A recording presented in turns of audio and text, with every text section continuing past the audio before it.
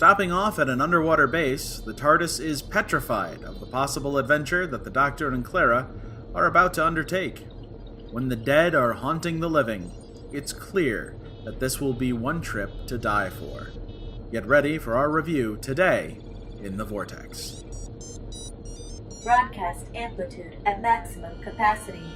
Transmitting through time and space in 3, 2, 1. Welcome to the Vortex.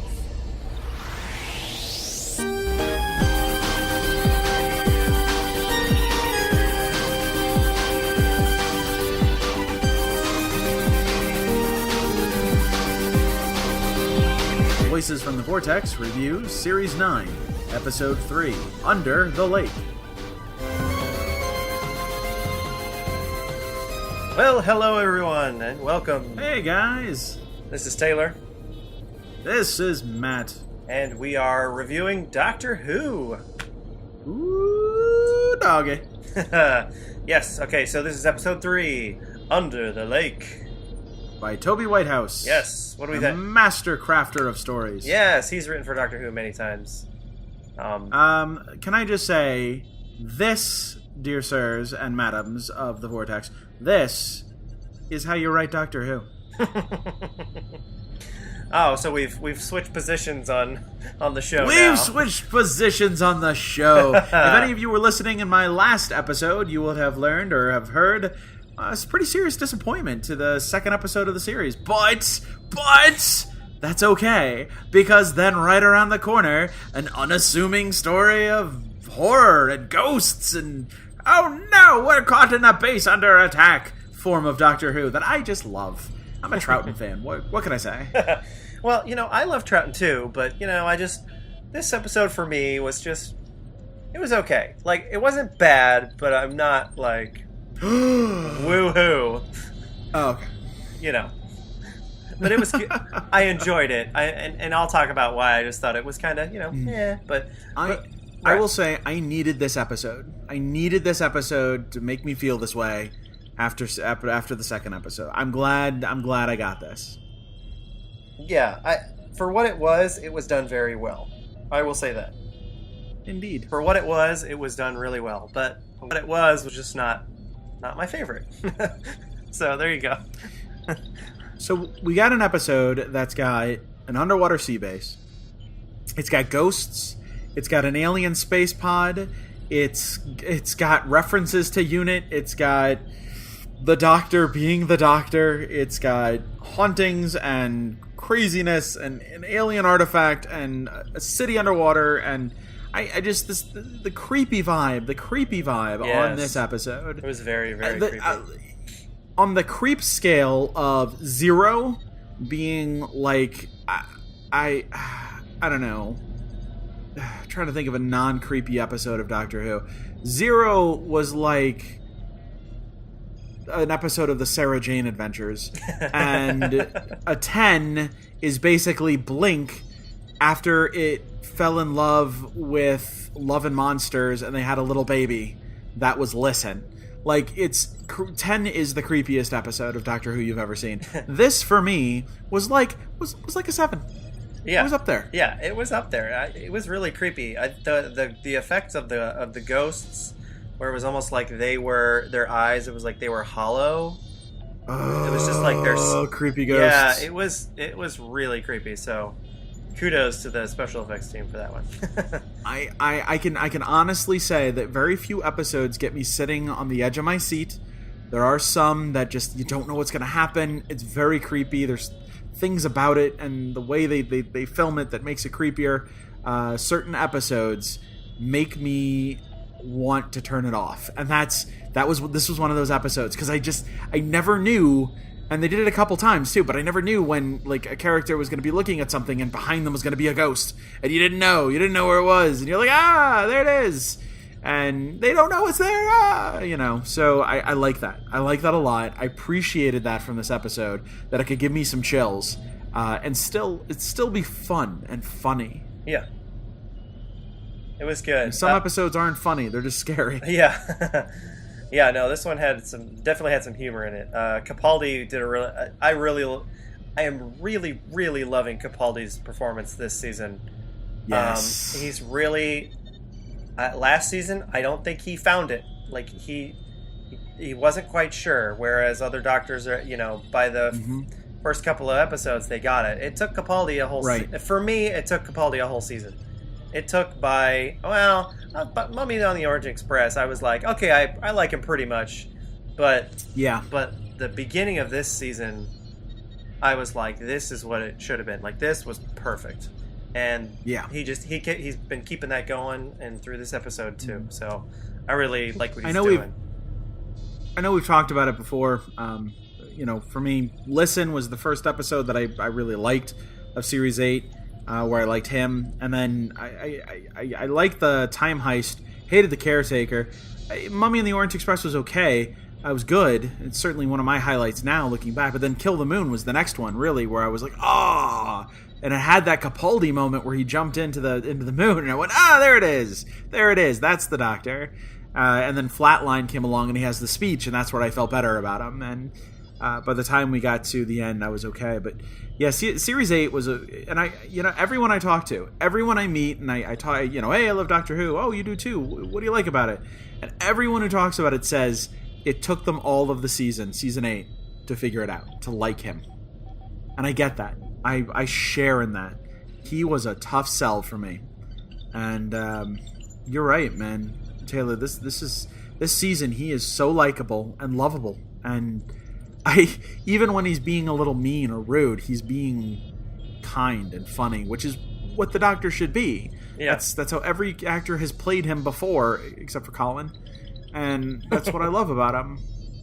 So it's nice to see sort of a return to some of those roots for what makes him a great character. I'm glad Capaldi found it. Yeah. He's definitely doing some new great stuff. And speaking of new great stuff, it's the Sonic sunglasses are here to stay, it seems. A lot of people, for a little bit, yeah. Yeah, a lot of people are really bent out of shape about it, and I'm just like, come on. I mean, it's something new. It's fun. I'm sure it's not permanent. The sonic screwdriver has been a staple of Doctor Who for a long time. It's just, give it a chance, people. for archival purposes, for those who are maybe listening to this 3 or 4 seasons from now and going back and listening to our old stuff because for some reason they can't hear the new stuff, or maybe they just really want to punish themselves by hearing the old stuff. But let me say you this: Moffat did go. Thank you. Beardle Friday, tip your waitresses. Ayo. Moffat just released a thing through the BBC online, and he said the Sonic sunglasses are going to be a permanent staple for now. He said, of course, the Sonic screwdriver is going to come back. He says, but he even admits it. He's like, I know you guys don't like the Sonic sunglasses. Tough. I mean, you're going to deal with it for a season. Just suck it up. I do what I want. And yeah. I like to remind people that there were several doctors that didn't have a sonic screwdriver. And there are people I know who are British who hated the way Tennant used his sonic screwdriver, as well as Matt Smith. Hated that it was a magic wand. Hated that he'd use it like he was a wizard, like he was Harry Potter. And they hated it. And I'm like, okay, I think it's cool. I think it's awesome, but I get it. It's your thing too. So this is sort of Moffat again. This is Moffat kind of stretching his legs, saying, what can we do differently this season? We've talked about how every time he writes an episode, every season, it's like he wants to address new things and add new pieces to the Doctor Who puzzle. And, we've been dealing with the sonic screwdriver for a while, and that's great, and I loved it. And Taylor, I know you want a new one for Capaldi. This might be the cushion, right? The period of time where he doesn't have a new one, and he gets a new one next season. This might be his way of getting into that. Yeah, I mean, and somewhere down the line, we're going to have a great scene where these glasses get broken or something. And, he's going to be all broken up about it. And, it'll be funny. I think that'll be great.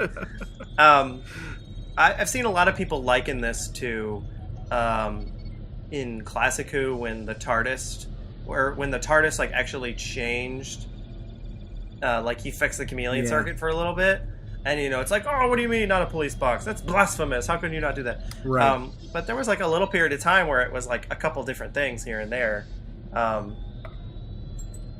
and it was like it made it interesting. I thought that's interesting.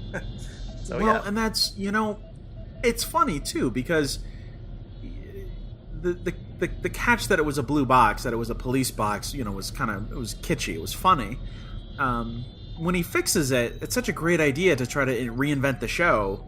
I remember Colin Baker having fixed it, and then it was a pipe organ and I don't know, a grandfather clock or whatever. Yeah. I just remember, like you watch that and you're like, it doesn't feel like Doctor Who. And it's so weird because there's no reason it shouldn't feel like Doctor Who. In fact, it should feel more like Doctor Who because that's what the TARDIS is supposed to do. But it just didn't, because one of the big things about it is that he's a nerd and does not change it. He loves the way it looks, or refuses to change it because he just doesn't have time to fix it. So I guess losing the police box does change the nature of Doctor Who. So maybe losing the sonic screwdriver really does seem to have changed the nature of Doctor Who just a little bit. And that's new for, I think, all of us. I think nobody was expecting that. Right. So, we are, at least I am, and you can back me up on this if you are. I am pro sonic sunglasses, okay? I am. That's my stance. That's my stance on this, so in case anyone cares.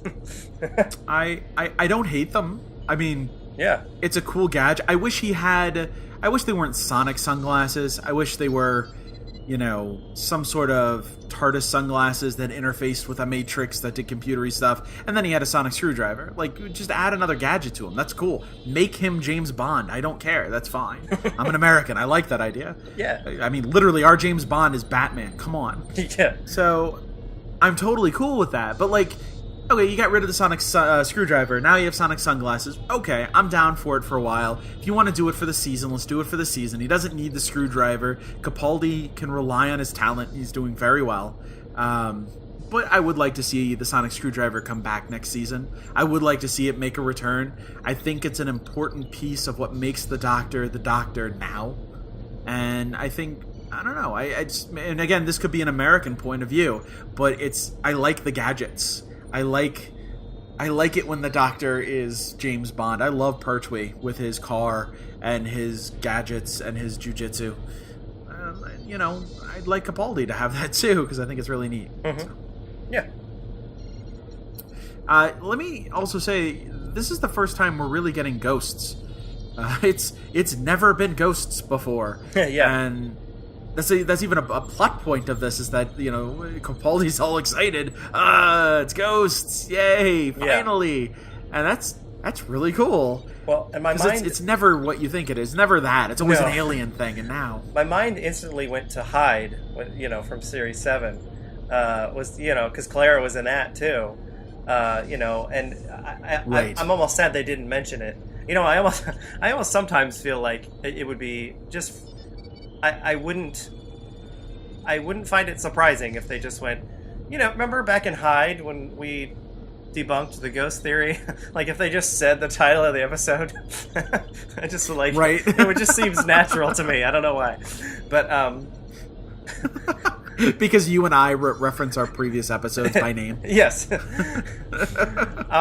if remember back in episode 13 when we with Clarence? Yeah, I remember. Yeah, but Clara even says, you poo-pooed the ghost theory, and I like to think she was talking about Hyde right there, like their adventure together in that instance. It's very possible that's what she was referencing. She just didn't say the name or break the fourth wall that way. Right. And that's actually a very good point, because one of the big things about Russell T Davies was massive continuity. Everything referenced everything. I know you and I you have definitely had a problem with that with Matt Smith about that, with Moffat's writing, and that it wasn't referencing any of the stuff for a very long time. All right. Capaldi's stuff references a little bit more, I think. He makes little insinuations, drops little things in there, but it's almost like Moffat hates referencing old material. Yeah. He didn't. I was not a fan of how he basically ignored the Russell T Davies era. I mean, he didn't act like it didn't happen, but he never referenced it. Whereas Russell T Davies always referenced like past seasons, which I love. Right. But what Moffat started to do is he started to reference classic Who a lot, which is pretty neat now that I've watched a lot of it now. Right. So he's starting to do that. And then now he's starting to reference his own stuff. So Capaldi's, like the first episode of Capaldi, he references Amy. And I was like, oh, that's great, you know. He's referencing, even though Moffat's referencing his own stuff, it's like, I guess he finally got far enough into it that he's like, all right, now I can start making references to my own material. Which is like, Russell T Davies didn't even wait an episode. Like, it'd be the next episode he was referencing the first episode. Yeah. Second episode, he's referencing Mickey. Third episode, he's referencing, referencing the end of the world. By the fifth episode, I mean, he was literally having conversations about the end of the world with Charles Dickens and Rose and the Autons all in one breath. And you're just like, awesome, dude. I just saw that episode. I just experienced that adventure. Yeah. And that was great because every episode of Davies' work was self-referential, and it was meant to be. It was meant to feel like it was the next day. It was the very next thing they did was that next episode. Yep. With very few breaks in between, just assumed breaks at certain points.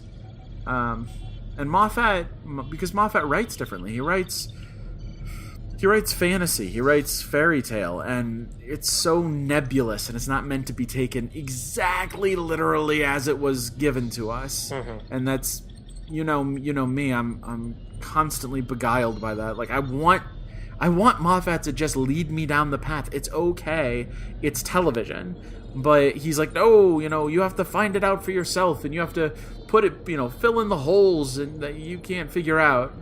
I don't want to think that much, man. Just tell me. Reference. Yeah. Have an exposition moment. It's okay. There's a reason it's a writing term. Yeah.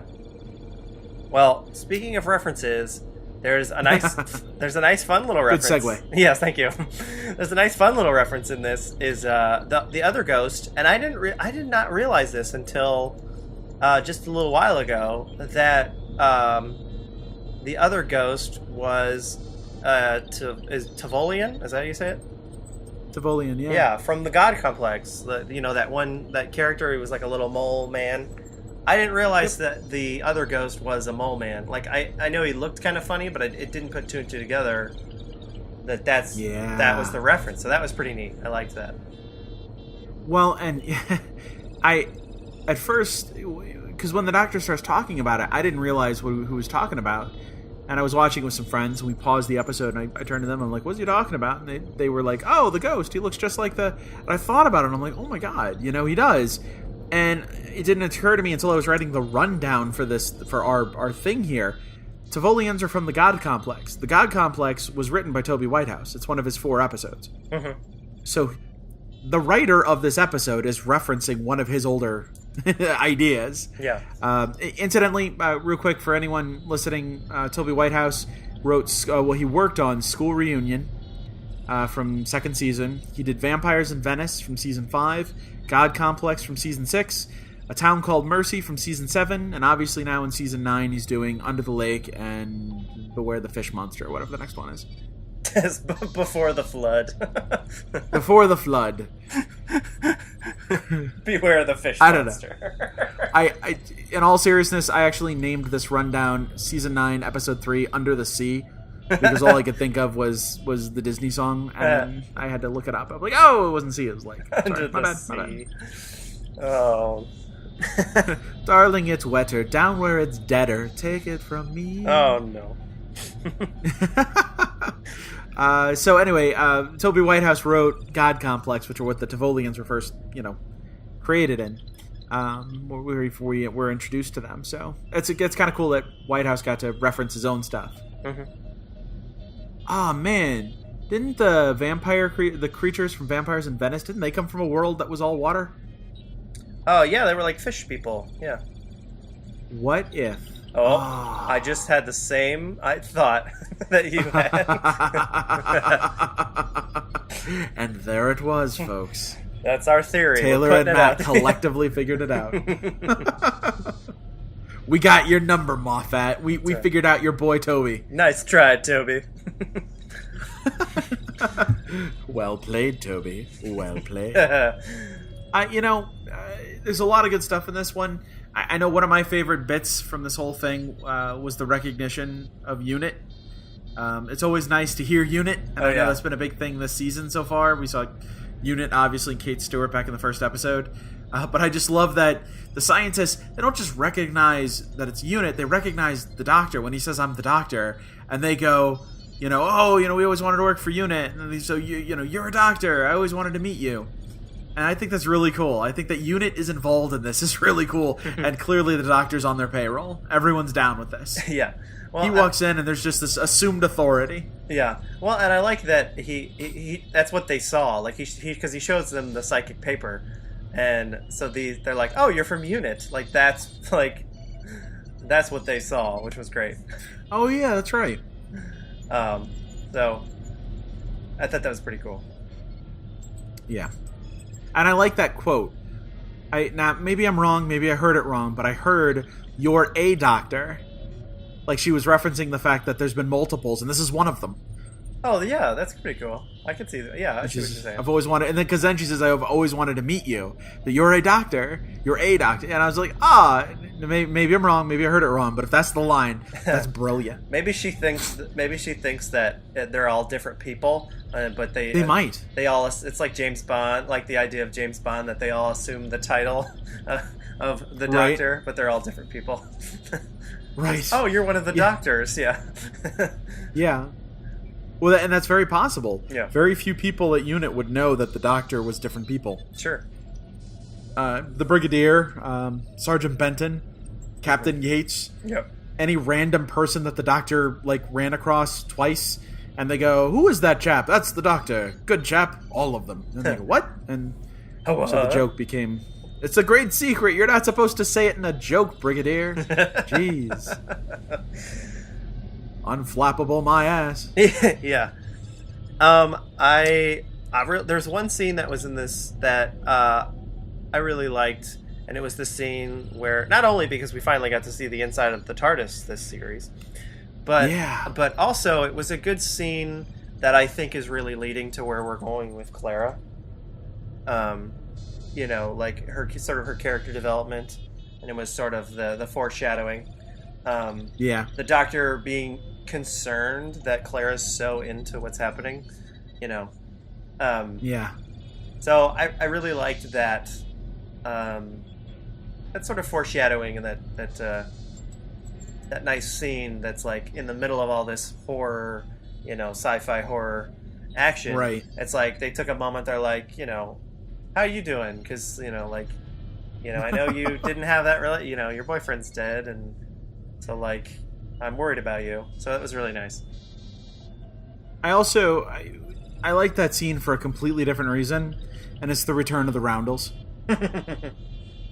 I saw it and I just went, "That's so beautiful." Yes. So many round things. Yes. Please. Always have the round things. I'm kind of enjoying this. I really love when they changed the TARDIS in Series 7 for when Clara was coming on. I really loved the new design.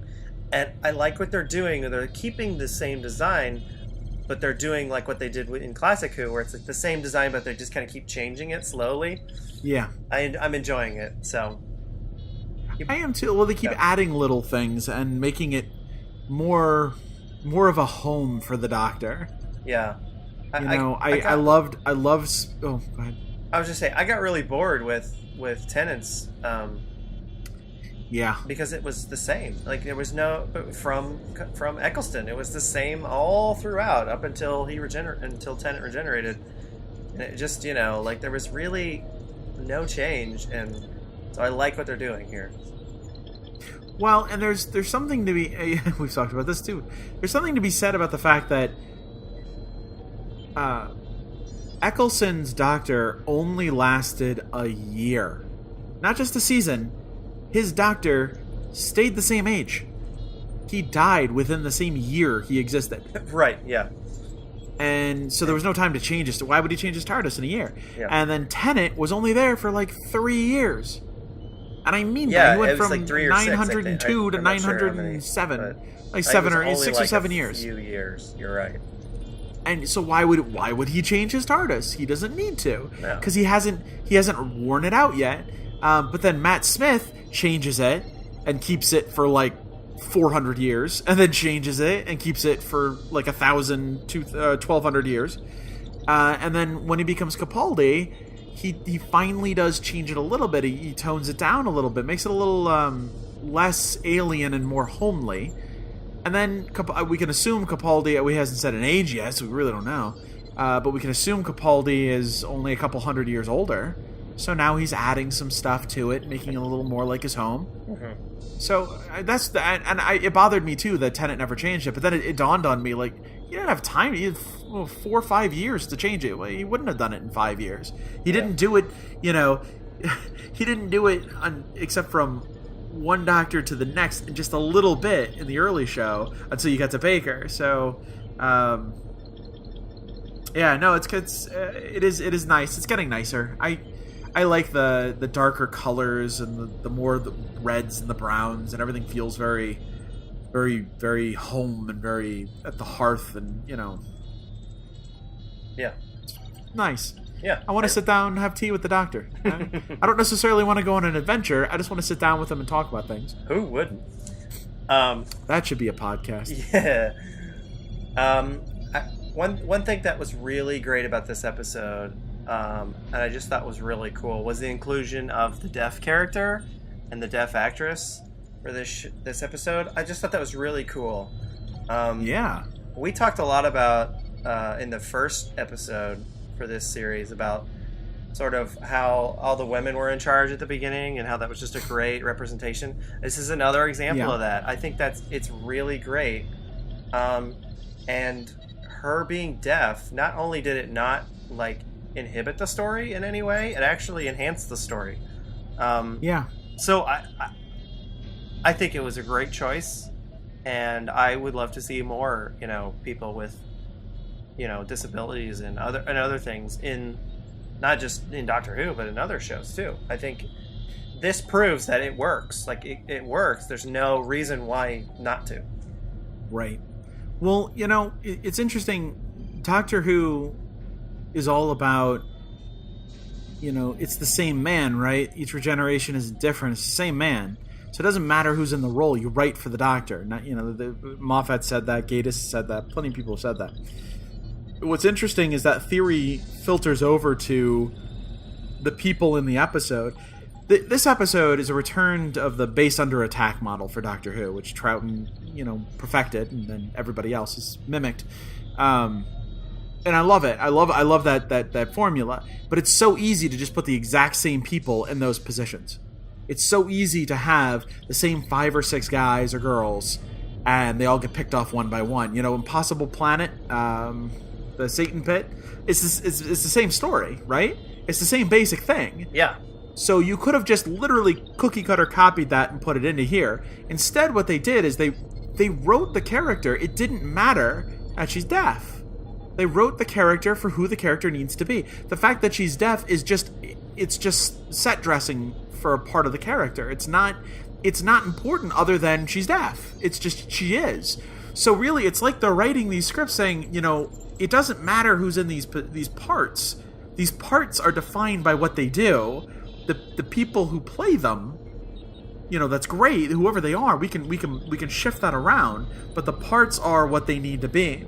You're right. The being deaf enhances the story because now we get a reason why the one guy doesn't go into the shuttle, why he doesn't see the markings, and that's why Ghost doesn't kill him. We have reasons for why things need to slow down and be translated. Why it would be important that she can read lips, right? So she can see what the ghosts are saying. These are great. Being deaf is only enhancing the part. But again, it isn't that it's not written like they didn't say, oh, this is our new commanding officer, and she's deaf. She's the first deaf commanding officer we've ever had. They could have said that. They could have made a big deal about it. They didn't, because that didn't matter. it was set dressing for the character. It was just a part of what the character was. It wasn't what the character was written to be. And I like that. I like that you can write this episode and then say it doesn't matter what the characters are. So let's pick the right people for it. And let's do something like it. Let's put a deaf character in there. And next time let's put, what's another disability? What's another a difference in a human being? What can we put in there? Because honestly, the character is the character. So I really appreciated that, and she did a great job. Oh yeah, no, I mean it was so natural. I think in the episode, I didn't feel like it didn't seem weird to me at all. So kudos to everybody involved in that. Indeed. Hey, one of your favorite characters from Lost? Got a name drop? That's right, the Faraday cage. Now. Well, everybody hopefully knows that Faraday's a real person. That yes, wasn't just that's not just a Lost reference. A Lost character. But it was the Lost character that invented that cage. Yeah. Don't ever tell me otherwise. No, I mean they all the names on Lost are so many references to. I mean, John Locke, Jack Shepherd, right. Yeah, so many references to so many other things. So yeah, right. Hurley, Yeah, exactly. Nah, it's not a reference to anything. All right. But yeah, they used scientists' last names. Thank you. I'm here till Friday. Heyo. No, they used scientists' last names for characters. Daniel Faraday was one of my favorite characters from Lost, that's for sure. Yep.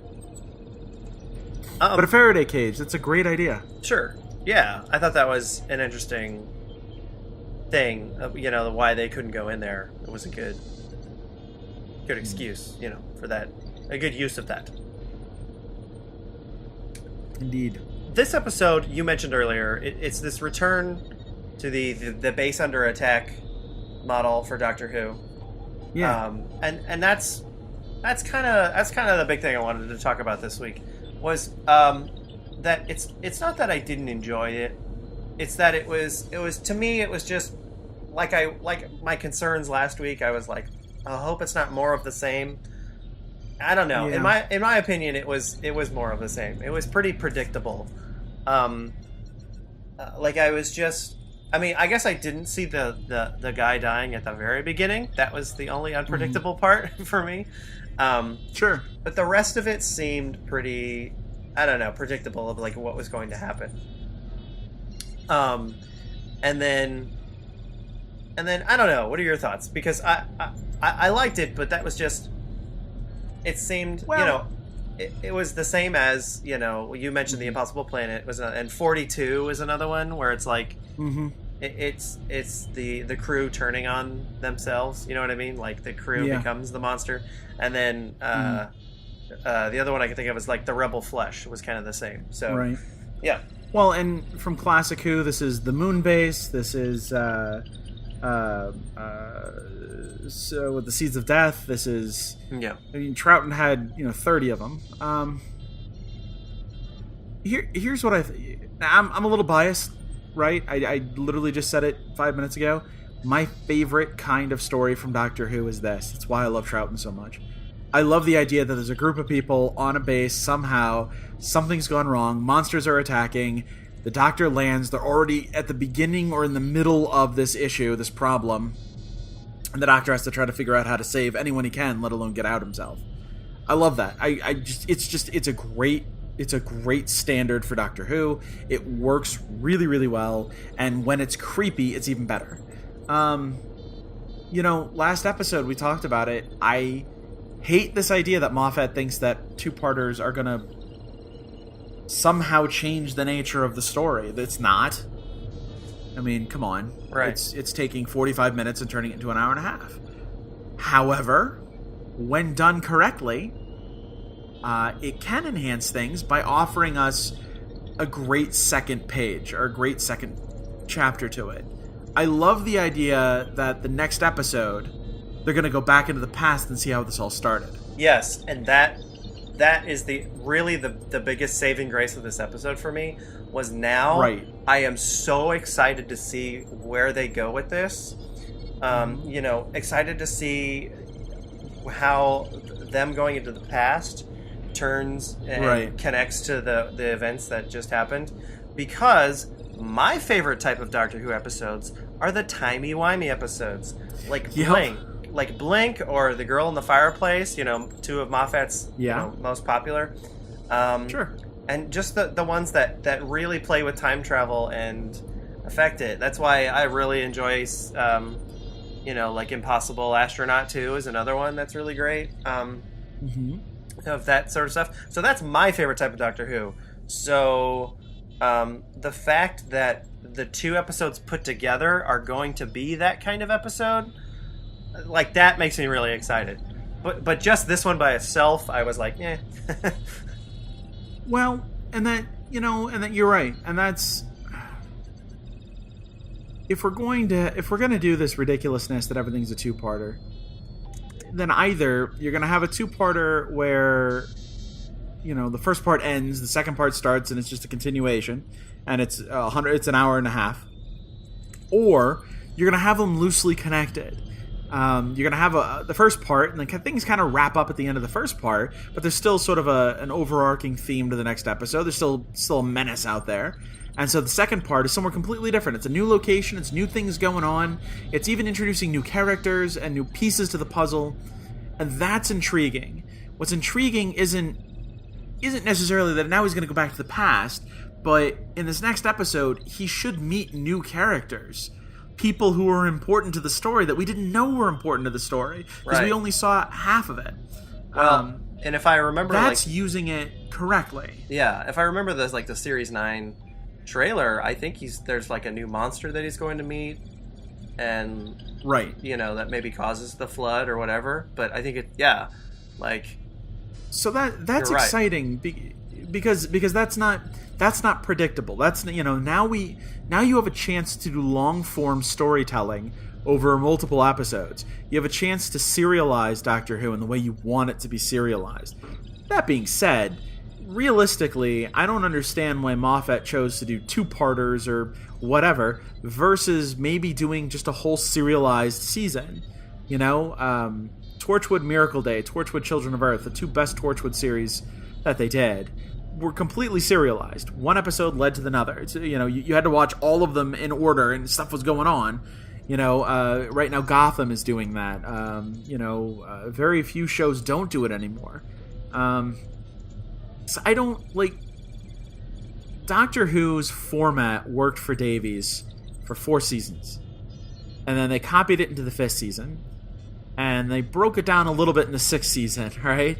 By putting a 2-parter up front. Mm-hmm. And then Moffat said, we're done with it. We're going to do something different. Every episode is going to be like a movie. It's going to be exciting. You're going to want to watch that episode. Cool. Except it didn't, because there were still overarching series arcs for Season 7. Right. Season 8 brought back some of the formatting, but just by putting a 2-parter at the end. And now we're getting Series 9, where we're getting all 2-parters, except for a couple random episodes in there. So I feel like Doctor Who is struggling with identity. It's undergoing an identity crisis for its formatting and how it wants to present itself and how it wants to be and what it wants to be and how it wants to show us that. And I don't understand why they didn't just make it all serialized. I get that they want to tell separate stories, but anyway, that's neither here nor there. What they're doing with this is a great idea. Yeah. But it could fall flat on its face if the next episode isn't something dramatically different. If the next episode is they go back in time, but then we're still doing stuff at the base, we're still doing stuff there, and they don't introduce any new characters, and it could have all been told in 45 minutes, then the next episode is going to be a huge disappointment. Just like, for me, the second episode was a huge disappointment, because you could have told that story in 45 minutes. Yeah. If it's something new, that's intriguing. I see if what you're... If it's the same story that could have been told with an extra 15 minutes tacked on the end, why are we doing this? So I guess, this episode was great for me, definitely, and I know you liked it, but this episode stands up as, this is the listen of this season for me. This was phenomenal. Now the next episode really needs to complete the circle. It needs to do something great, because if it doesn't, then Moffat is giving us half a season, and that bothers me. Well, I don't know. I mean, you go ahead. Yeah. Well, I was just gonna say, I think this is the difference between the last 2 episodes and then this one. Is I think, whereas the last 2 episodes, I totally agree with you. It was an hour and a half long one story that they probably could have cut down. Sure. They wanted to develop it some more. Sure, I totally agree with you on that. This or just one, give us an hour and a half episode. Right. I think the difference with I think the difference with this one though is that it was almost like they had almost solved the problem by the end, but then something else happened which is going to take them into a totally new, different story. They still haven't solved the problem yet, but it's like this new thing happened to where they're going to go on a totally different direction, and it's going to take them another episode to figure it out, instead of the same problem where but there's nothing new, but they're still figuring it out, which is I think what your main complaints were last season or last episode. And I get that. Yeah. So it's really cool, and what they're doing with this, and I hope, I agree with you. I hope it doesn't fall flat, and that it actually enhances this story and makes it even better. Because just overall, this story was kind of okay for me, but maybe could get a lot better. Yeah, maybe it will get a lot better, and then overall, I will be like, oh, this episode, this was a 10 out of 10, the whole thing put together. So. There you go. So one of the cool things about this episode is that the Doctor needed some cue cards to help him apologize. Yes. Now, I've gone ahead. I don't know who paused it and tried to read them or who tried to read it online. I've gone ahead and pulled up what the cue cards were. I'm going to go ahead and read them here. So anyone out there who's listening to this who didn't read them, they're pretty good. The first one is, I completely understand why it was difficult not to get captured. And that's just Capaldi being an ass. Yes. The second one is, I didn't mean to imply that I don't care. Good. Yeah. Good. Yes. The third one broke my heart, ladies and gentlemen. It was my fault. I should have known you didn't live in Aberdeen. And if anyone out there knows, or doesn't know, that is a reference to Sarah Jane Smith, who was dropped off in Aberdeen, and she meant to live. He meant to drop her off in South Croydon. That the character is gone makes this the saddest thing I've seen in Doctor Who. That he carries around an apology for her, knowing full well that he'll never see her again. Right. Well, I like to think that Clara has helped him make these cards. So that's one thing he's thinking, if he ever does run into her again, like somehow timey-wimey, that she's like, well, this is what you should say. The last one that they showed us, these 4 he didn't read. There's a 5th one he read, but these 4 that we saw, the last one was, no one is going to be eaten / vaporized / exterminated / upgraded / possessed / mortally wounded / turned to jelly. We'll all get out of this unharmed. And I love that. I love that he's basically set it up for any possible thing that could happen. Covering his bases. I love that turn to jelly is the last one, and I desperately want every last one of those things to happen this season. Yes. Excellent. Yes. Well, good cards. Yes, those were good cards. And going along with those cards, my favorite quote, I'm just going to skip it to the quotes. My favorite quote of this episode was the card that he read. I'm very sorry for your loss. I'll do what I can to stop the death of your friend, or I'll do what I can to solve the mystery of the death of your friend / family member / pet.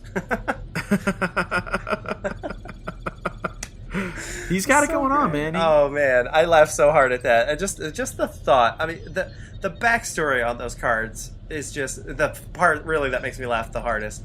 Is that Clara understands, and he's understanding that he's like, look, I need some help. I'm not as nice as I used to be, and so they sat down and they wrote these cards out together, and just like he's working on it, That's awesome. Yeah, it really is funny. Last thing for me on this episode, I didn't notice either of these until after, and I was reading some reviews, some articles on it, and apparently there are 2 huge Easter eggs in this episode related to Star Trek.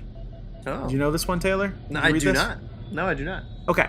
The first one was a painting, a mural that's in I guess the lounge or whatever room that is. It's a giant sea monster that seems to be attacking a ship. However, there are 3 people on the ship fighting it. One wearing that mustard gold shirt, one wearing a blue shirt, and the one that's currently being eaten is wearing a red shirt. Perfect. For Star Trek enthusiasts, you'll know what that means. For those who might not, and I don't know why you're listening to this podcast, but the red shirt was always the one in the classic Star Trek to die. He just was. The other Easter egg was on a door. When the doors are being shut, Clara's standing there as the door is getting shut on her, and there was a serial number on the door, as they do, I guess, in bases. But it was 1701B. 1701B. And for Star Trek fans, the serial number, or what have you, for the Enterprise was 1701. A being the first one, B, we never saw, was on Generations, and then D being the one from Next Generation. So there you go.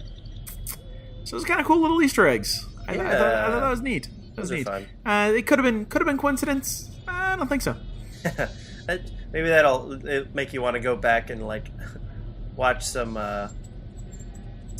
more Toby Whitehouse episodes, right? And see if there's what could they possibly put in God Complex. Star Trek, Star Trek references. Maybe every episode references something different. Like there could have been a Battlestar Galactica episode and School Reunion, yes. Or a Blake 7 reference in a town called Mercy. Yeah. Well, Matt, final thoughts on this episode? A really great second story to the season. This is one of those episodes that had me on the edge of my seat, unsure about what would happen next. Very few episodes do that.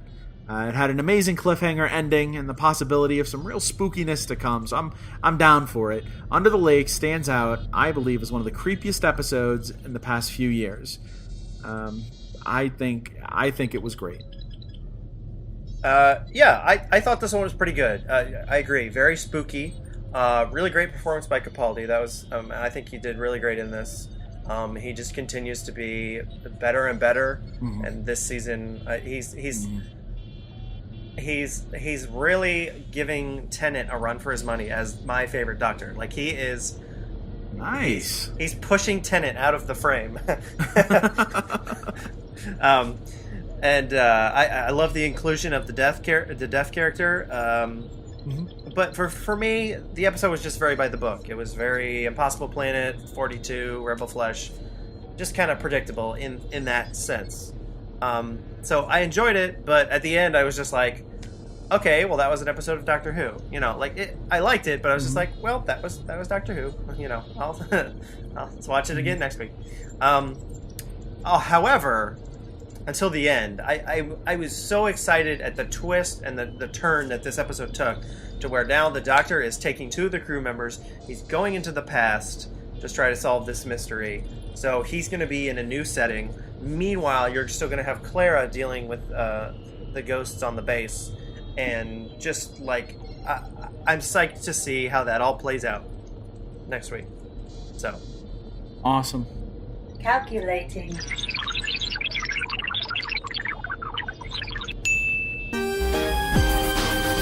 Voices from the Vortex gives Under the Lake 9 out of 10.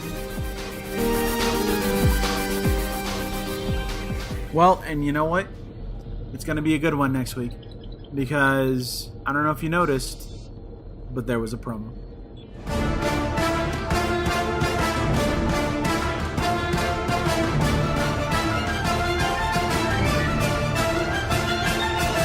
Oh my god, that promo. I mean, oh my god, that promo. I mean, oh my god.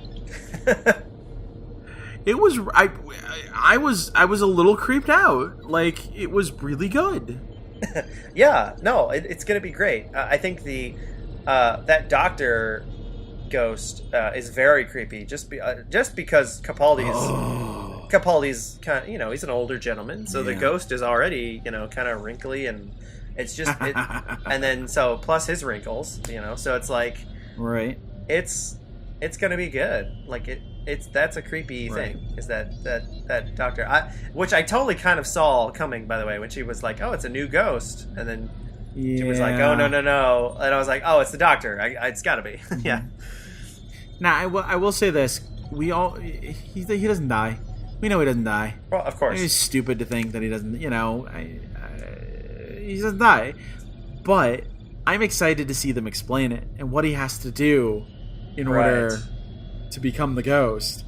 Well, and I'm under the thought that like maybe the you don't have to die to become one of those ghosts, but those guys did. But you to become one of those ghosts, you don't actually have to die. That's just one way to create a ghost copy of yourself. However, they haven't explained that yet. So, yeah. Right. All right. Well, looking forward to it. Hey guys, thanks for listening to us this week. This was an exciting time. Cannot wait for next week, and we will see you back here next Friday. Yes, for Before the Flood. For Beyond the Fish Monster. Under the Sea. Under the sea. All right, see you guys. All right, bye-bye. Into the Vortex. Huzzah!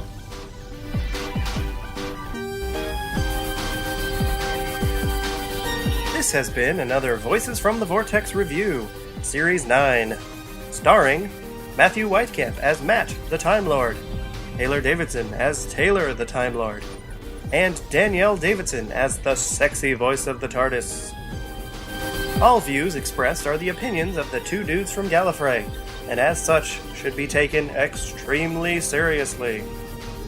Follow Voices from the Vortex on all social media, including Facebook, Tumblr, and Twitter.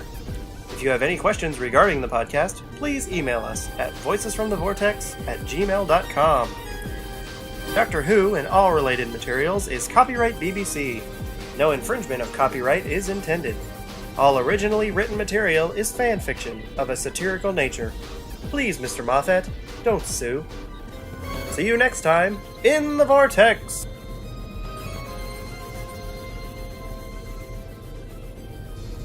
Temporal flight engaged. Returning to the vortex. End of transmission.